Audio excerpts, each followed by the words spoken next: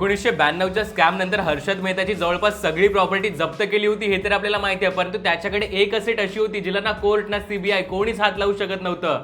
ती म्हणजे त्याची 10 कोटीची इन्शुरन्स पॉलिसी. या टर्म इन्शुरन्सची लिंक मी आपल्या अबाउट सेक्शन मध्ये आणि खाली पिन कमेंट मध्ये देत आहे, तिथून ते तुम्ही नक्कीच चेकआउट करू शकता. आता असं नेमकं काय झालं होतं ना ते सुद्धा एकदा बघूया. तर त्याने ही पॉलिसी MWPA म्हणजे मॅरिड वुमन प्रॉपर्टी ऍक्ट 1874च्या अंडर घेतली होती. आता या ऍक्टच्या सेक्शन 6 नुसार एखाद्या मॅरिड पर्सनने जर इन्शुरन्स पॉलिसी घेताना त्याच्या बायको आणि मुलांना बेनिफिशरी केलं तर त्या पॉलिसीवर त्यांचा हक्क सिक्युअर होतो. म्हणजे त्या पॉलिसी घेणाऱ्या व्यक्तीवर कितीही लोन किंवा लायबिलिटी असले तरी या इन्शुरन्स मधली रक्कम ही त्याच्या फक्त मुलांना आणि बायकोलाच मिळते. हा ऑप्शन आहे ना बिझनेस पर्सन ज्यांच्यावर लोन आहे असे सॅलरी प्रोफेशनल आणि जॉईंट फॅमिलीसाठी खूप युजफुल ठरतो.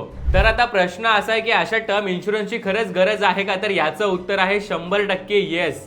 कारण आपली लाईफ किती अनप्रेडिक्टेबल आहे ना हे आपण रोजच बघतो. तुमच्या फॅमिलीची फायनान्शियल डिपेंडन्सी जर तुमच्यावर असल्याने उद्या जर तुम्हाला अचानक काही झालं तर EMI थांबत नाही, हाऊस रेंट थांबत नाही, मुलांचं शिक्षण थांबत नाही, पण तुमची इन्कम मात्र थांबते. आणि अशा सिच्युएशन मध्ये आहे ना टर्म इन्शुरन्स तुमच्या फॅमिलीला फायनान्शियली प्रोटेक्ट करू शकतं. तुमच्या एज आणि हेल्थ नुसार पर मंथ फक्त 400 ते 500 रुपयांमध्ये तुम्हाला 2 कोटीपर्यंतचं कव्हरेज मिळू शकतं. आणि त्यातही जर तुम्ही हे इन्शुरन्स ऑनलाईन घेताय तर तुम्हाला अप टू 15% डिस्काउंट सुद्धा मिळतो. या टर्म इन्शुरन्सची लिंक मी आपल्या अबाउट सेक्शन मध्ये आणि खाली पिन कमेंट मध्ये देत आहे, तिथून ते तुम्ही नक्कीच चेकआउट करू शकता. आता या ट्रस्टेड प्लॅटफॉर्मवरून तुम्ही 51 पेक्षा जास्त इन्शुरन्स कंपन्यांचे प्लॅन कम्पेअर करून तुमच्यासाठी बेस्ट पॉलिसी निवडू शकता.